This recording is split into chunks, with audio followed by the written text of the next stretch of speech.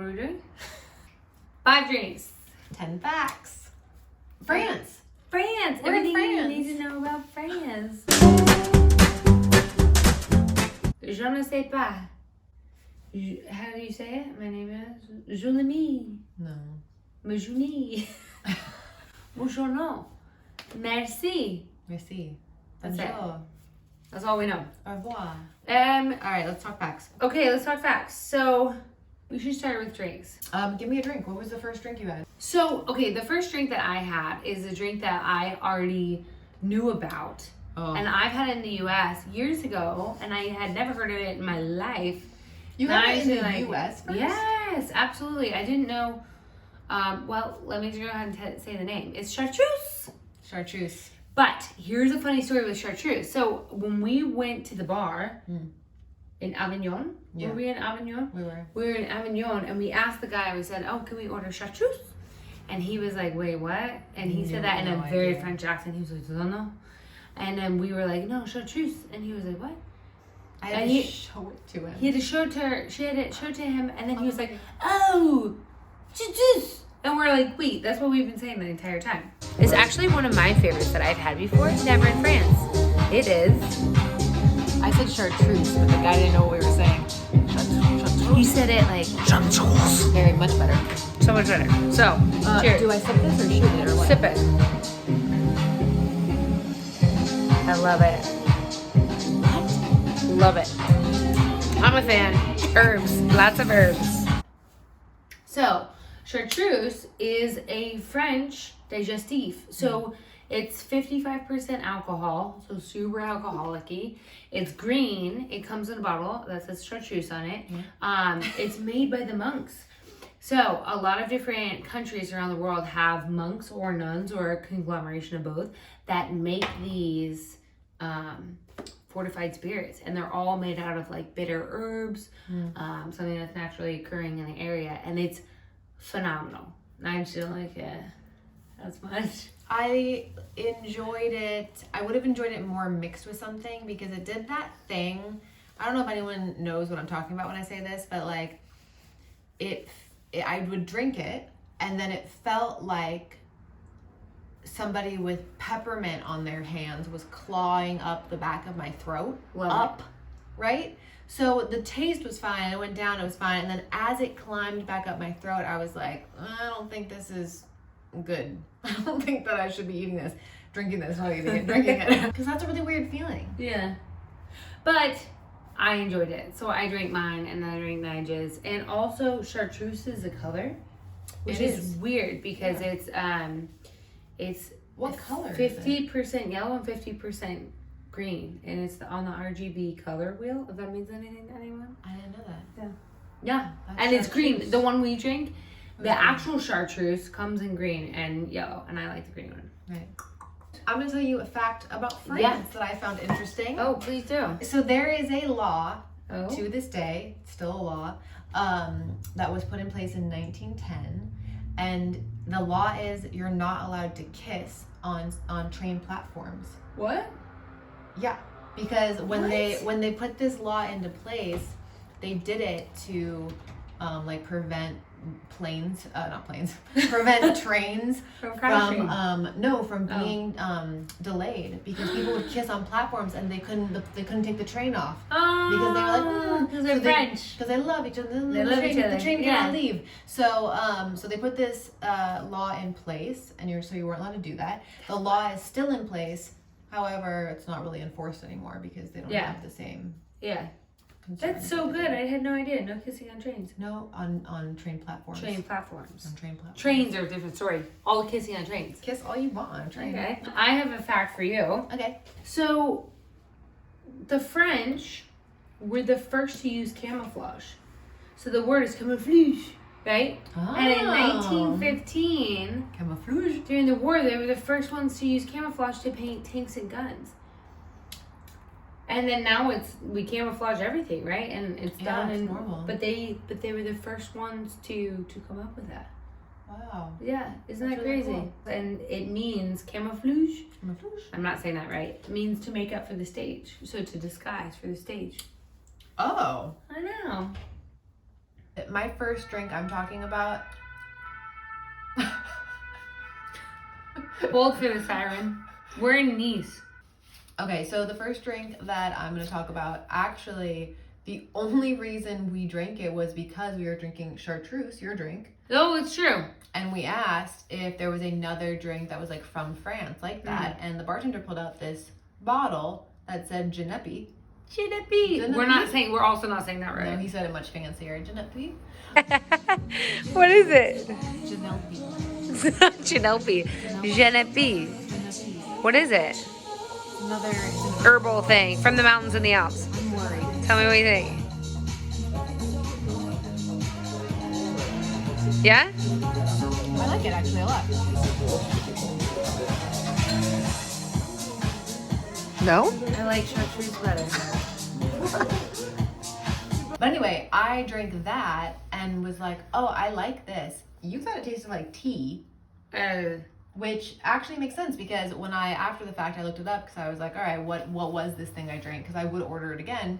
And yeah, you liked it. I did like it. And one thing is that the flowers that it is brewed from, they say that sometimes it can taste like chamomile, which makes sense why you thought it tastes like tea. Those flowers are the same flowers that come from the plant that I can't pronounce. It's Artemis. I can't say it right. Artemis. Which is wormwood. Oh. And wormwood, as you'll know, is also what they know. Do you know? Oh, you know what wormwood maybe you don't is? know. You know. She talks about wormwood all the time. But it's in wormwood. the same family as absinthe and chartreuse. Oh, they soak it in wormwood barrels? No, wormwood is the plant. So it's a plant that flowers come off of, right? And chartreuse and Genepi are made in a certain way, and absinthe is made in a different way. Wow, so I had no idea. Genepi is more of a liqueur, like an aperitif. Yeah. And chartreuse is the same type of thing, whereas absinthe is distilled in a certain way. In a different way. Which makes it a little more in a wild way. Crazy. This is such a good fact. Okay, so in 2016, France was the first to outlaw what? This is my fact. Fuck it. No, she doesn't know. I know this fact. So France is the first to outlaw throwing away food in the supermarkets. You can help me with this fact then. All right. Well, food that is past its best by date, right? Right. And instead they have to donate it. They have to donate it to people who need food, which is great because if you think about it, so much food gets wasted, especially in the U.S. like every year, and because they have to, they're mandated to throw out that food because people sue for good reasons. Like I get it, they're throwing out food, but so much food is wasted. It's wasted. And France was like, no more. But I think there should be like a signed. I think you can in the U.S. signs like if you sign away your right to sue people, like you can take food. I could have 100%. Yeah, because people are protecting against like getting somebody sick, right? Because somebody can eat that food out of the garbage and then sue the store, which is crazy. But so much gets thrown away. So much gets thrown away, and also in France, they're now because the grocery stores would throw out the food and then like cover it in bleach so people wouldn't eat it. Yeah. Oh, I don't know. And they're not allowed to destroy food anymore. Interesting. Yeah. That's a good fact. I think it's a great fact. That's a good joint fact. And other countries have followed suit. I love that. Cheers to that. Cheers to seriously, that's great. Helping people. Mm-hmm. I had a drink that we tried in Carcassonne. Yeah. So we were at dinner and we're trying to Carcassonne. That's not Carcassonne. So we were at dinner and I asked our waitress, our server, to be politically correct, reading the menu and it said Suze on there and we were like, what's Suze? Suze. S-U-Z. And she's like, oh, no, the old people drink it. And I was like, clearly that's what I want then. And it's an aperitif style liqueur, kind of like Campari or something that you would have with soda water before a meal to cleanse the palate. Super bitter, with like lemon flavors. And she recommended, she actually didn't recommend it. She tried to tell me no many times, and I said, this is what I want. I loved it. What are you drinking? Suze. It's an aperitif, French aperitif, called sauce, and it's really nice. Had it on ice, and it's been around forever. And it was actually, of all things, this always happens. It's Swiss.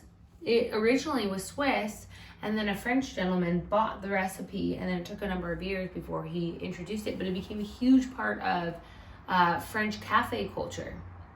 And then people drink it, much like in Italy they do with like Aperol or Campari, and they have it, and it's, you know, you're out, you're having whatever. But yeah, I thought it was phenomenal. And it's bright yellow. It's bright yellow. I thought it tasted exactly like some sort of weird medicine that you're forced to have when you're a child. Because I drank it and I was like, yeah, that's so, I mean, I know that these things, aperitifs and digestives, are medicinal, but like, whoa. There was a lot. And I think it's from the gentian plant, which is, I think, is a flower. I could have gotten that wrong, but that's as I understood it. Little trumpet blue flower. Absolutely love Suze. Suze. Oh. I'm telling you a fact. Oh, fact time. Fact time. So did you know, I'm gonna cheers to this lady. Oldest woman to ever have lived is from France, or was from France. She died when she was 122 years old and 64 days, to be precise. She was French. She outlived her daughter, her grandson, and they said that when she was like, I guess the last time they asked her what she did was when she was 114. She exercised daily, ate chocolate daily, had a glass of port daily, and smoked cigars. Oh, well. What? She wasn't inhaling, maybe. You don't inhale cigars? No. No, it's not. It's really bad for you. That's wild. That's crazy. And she was quite lucid when she passed. I don't know about that. Yeah. She was at 114. 122. That's a different story. Nobody That's a knows. long time. I'm not sure. I don't think I would want to live that long. Well, if she had a good life, I mean, if she was enjoying it. 22, there's so much that happens. 122 years feels like a long time. I don't know. 122 years. Yeah. That's six 22s? 7. 22, 44, 66, 88. No, that's 120. Well, it's more, but it's give or take. Okay, I have a good fact. I have a fact that is relevant to both of us. So, December 28th, 1895, 2 brothers, Augustine and somebody else, Lumiere, showed 10 films that were 50 seconds each on the first cinematography came from these 2 brothers that showed these little 50-second films. And the crazy thing is they showed them and they were like, this has no future, but it's just for fun. And that was the first movies ever shown. And they were like, this is some bullshit. It's not going to last. French. Our industry comes from that. They showed 10 50-second movies? Yeah. 10 50-second clips. Just for fun. Of what? I don't know what the content was. And how did they do it? They had a cinematographer machine. A machine? A camera. No, they made an invention called the cinematographer graph. Oh, okay. Cinematograph. A cinematograph? I don't know. It's French. I'm not pronouncing it correctly. Actually, yeah. So they made this invention to show films, and they had filmed films, and they showed it, and they predicted that there would be no future. And now look at us. So people didn't receive it well. No, that's just the brothers. They did it for fun, and they were like, "There's no future, but we're enjoying this." So I have to. You don't think that happened? No. I think it did, because you have proof. I was recently told, and for some reason I thought you told me, but you didn't tell me. They said the first movie ever shown was whoever it was invited people to like this tent. Yeah. And then it was like 30 seconds long, and it was on a screen, and it was just a train coming at them, and everybody fled the tent and thought it was a real train because nobody had ever seen that before. Weird. And it was I didn't hear about that. I could be wrong. Thing. One of us could be very wrong about this. So one of us has a made-up story. One of us has. This is the second part. Tell us who's lying. Whose story is wrong? Whose story do you believe? This is what I'm sweating. It's so hot. I feel like I'm in the sweatshop right now. I'm not hot It's at not even all. funny. Next drink Yeah. is obviously, I have a little obsession with wine. I feel like everywhere we go, I have to drink wine. So we went to, actually I went to 2 places this time and had wine. We did? I did. I don't think you had wine either. I don't think you had any French wine. Oh, no, you had French wine once. I did. You had that one, yeah. I enjoyed it. I made charcuterie, cheese, bread. Nige is just eating bread and drinking wine.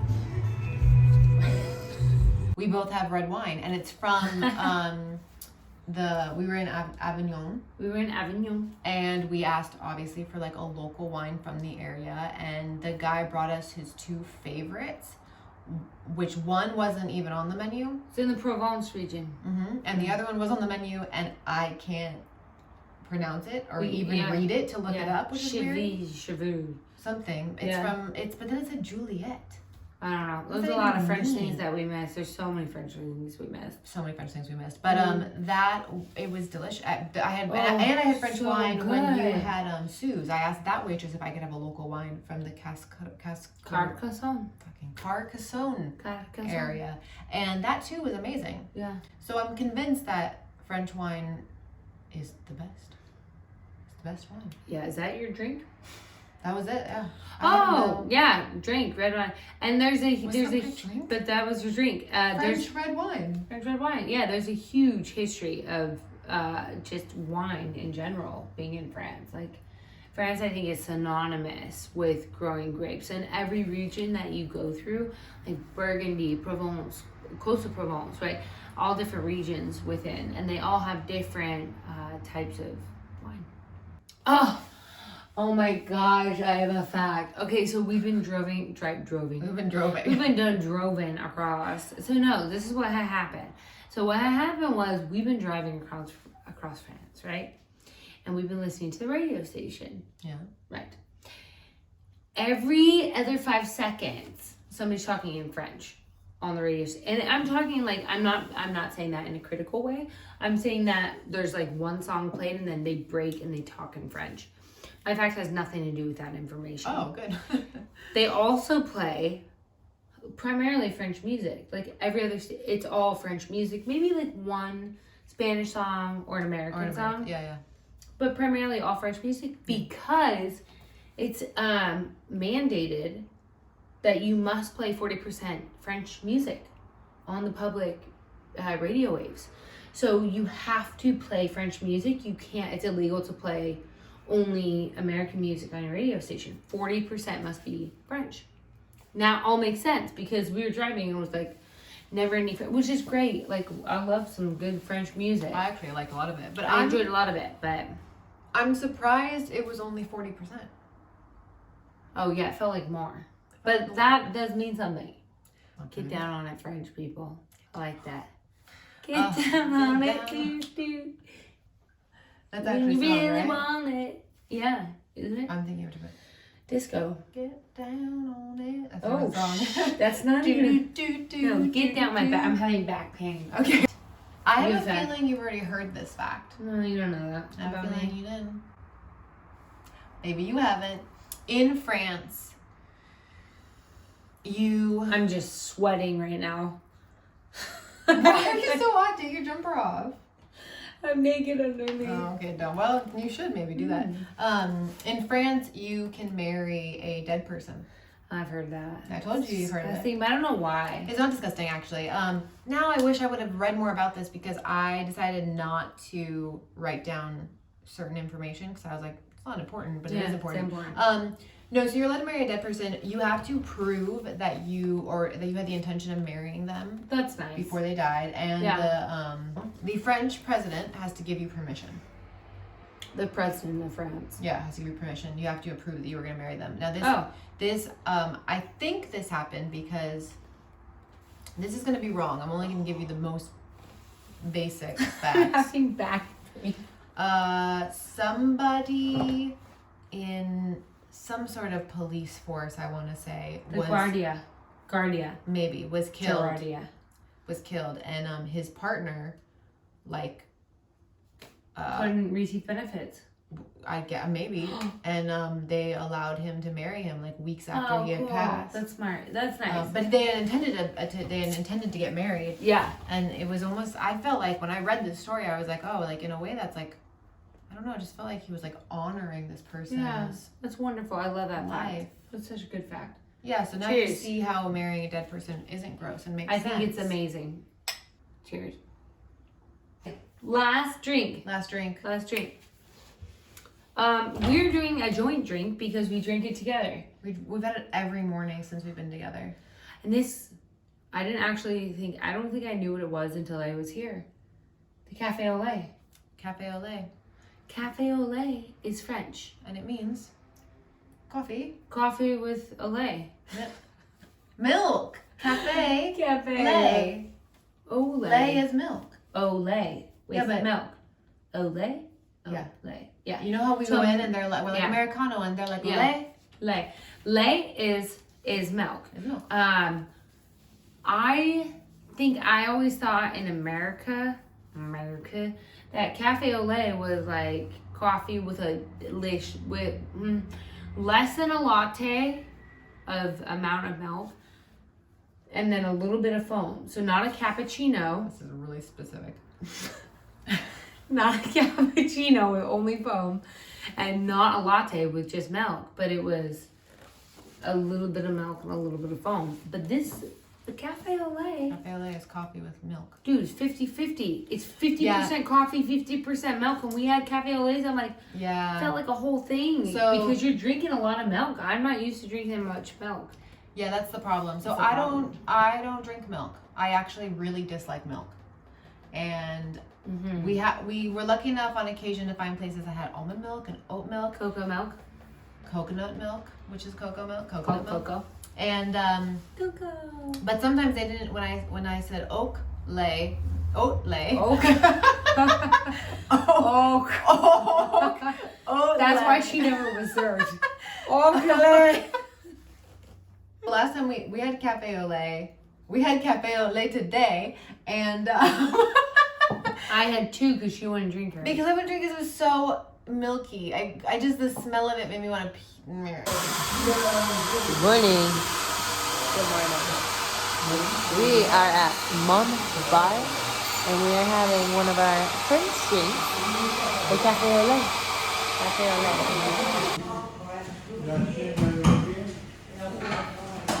That's what made me realize that I didn't realize until today that a cafe au lait was milk and coffee. Like that much milk and that much coffee. Made you realize it? No, it made, because I was reading the second one, I was like, this is excessive. Like I'm feeling like I'm on the teat.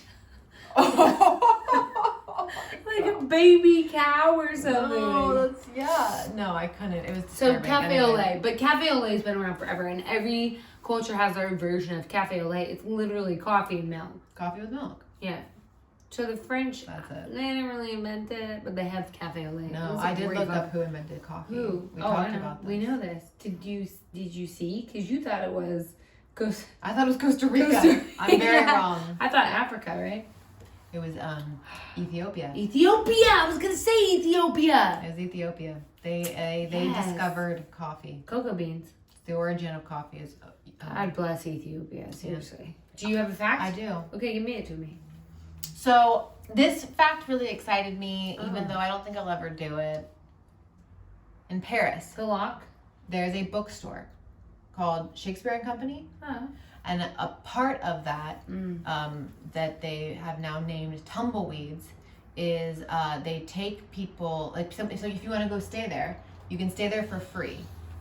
Okay? So you can go stay in Paris for free. You stay at this bookstore.